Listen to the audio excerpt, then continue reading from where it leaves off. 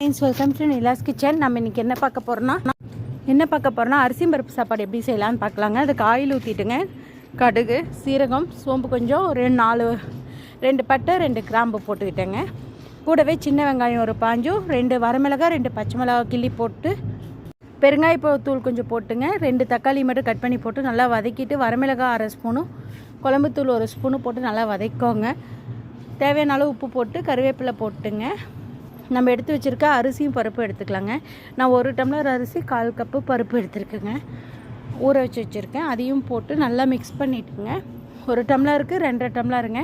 ஆனால் நான் 3 டம்ளர் தண்ணி ஊற்றிருக்கேன். பருப்புக்கும் சேர்த்து 3 விசில் வச்சு எடுத்துருங்க. அவ்வளோதான், சூப்பரான ஒரு அரிசி பருப்பு சாப்பாடு ரெடிங்க. கண்டிப்பாக நீங்களும் இந்த மாதிரி ட்ரை பண்ணி பாருங்கள். ட்ரை பண்ணி பார்த்து கமெண்ட் பண்ணுங்கள். இந்த வீடியோ பிடிச்சா லைக் பண்ணுங்கள், ஷேர் பண்ணுங்கள், சப்ஸ்கிரைப் பண்ணுங்கள். தேங்க்யூ ஸோ மச் ஃபார் வாட்சிங். இன்ஸ்டாகிராம் பேஜையும் ஃபேஸ்புக் பேஜையும் ஃபாலோ பண்ணிக்கோங்க. பாய்.